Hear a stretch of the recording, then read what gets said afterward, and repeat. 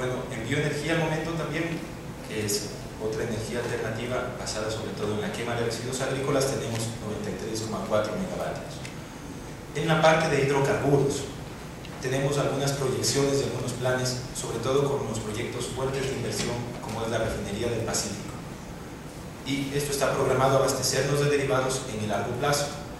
Sin embargo, Ecuador, hay algunos datos en esto, algunas de las fuentes que citamos en la investigación, ya pasó su pico petrolero en la década del 2000 y probablemente el consumo, nuestra demanda interna de derivados y de petróleo sea mayor en el 2030, sobrepase la producción de crudo que vamos a tener. Por lo tanto, al plantear el largo plazo, es necesario pensar en otras fuentes y en otras energías que empiecen también a sustituir al petróleo.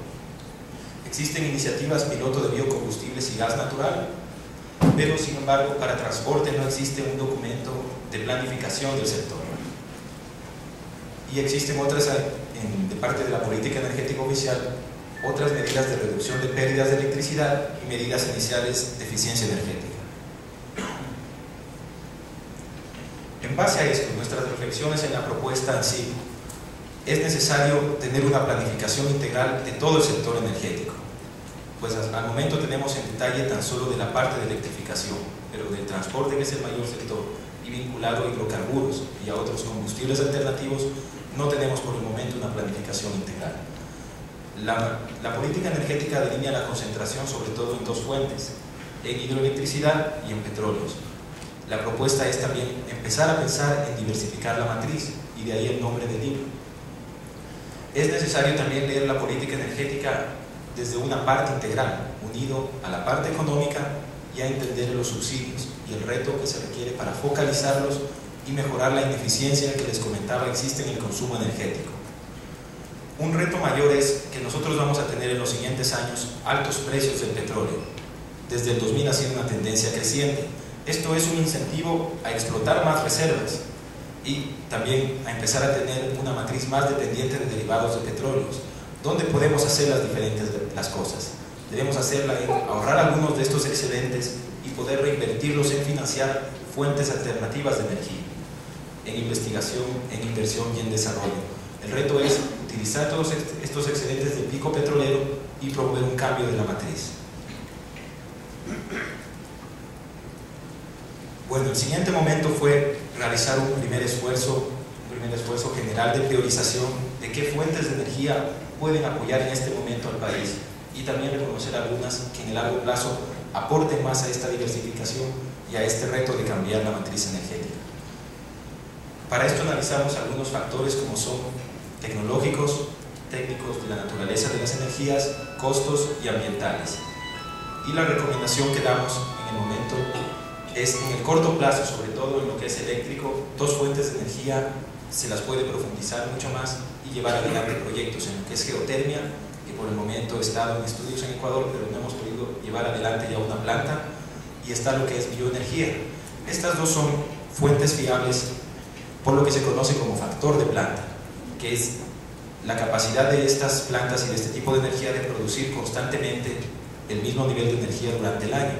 Recordemos, las hidroeléctricas, la mayoría van a estar en el régimen amazónico, en los meses de menores lluvias que coinciden con los meses de mayor demanda eléctrica.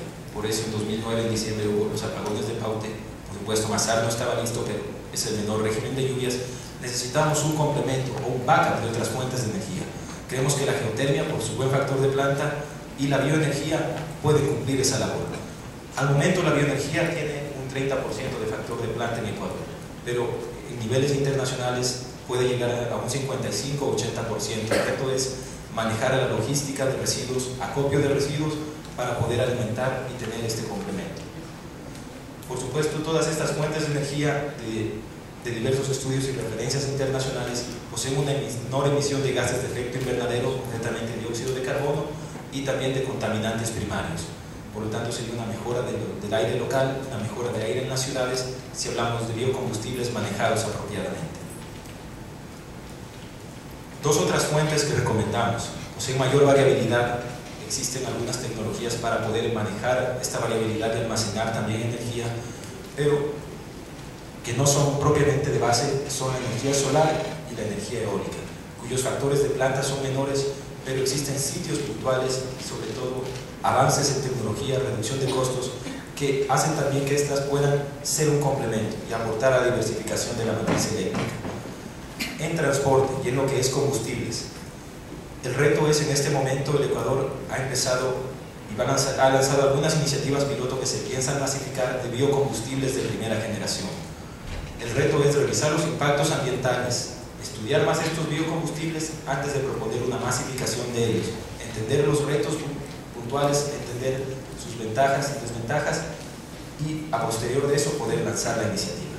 Pero en el largo plazo creemos hay algunos desarrollos, sobre todo a nivel global, mucho más de lo que son biocombustibles de segunda generación, que prometen menores impactos por ser o de residuos agrícolas o de cultivos energéticos que no compiten con seguridad alimentaria y cultivos que no competirían con ampliación de frontera agrícola en lugares de remanentes naturales. Por lo tanto, es necesario pensar en esta alternativa y explorarla más activamente. Visto desde una perspectiva más general, debemos replantearnos realmente, creemos, la política energética como un plan estratégico a largo plazo y que haga una perspectiva sistémica, donde se lea a la política energética en su interrelación con todos los sectores, los que hemos comentado: ambiente, agricultura, planificación urbana, recursos hídricos. Tener esta lectura y entender los impactos que tiene la ampliación de las fuentes de energía. Finalmente, es clave entender que no podemos hablar de una transición a un país postpetrolero sin proponer un cambio de la matriz energética, que finalmente es el mensaje principal del gobierno y el principal anhelo del Plan Nacional para el Buen Vivir. Muchas gracias.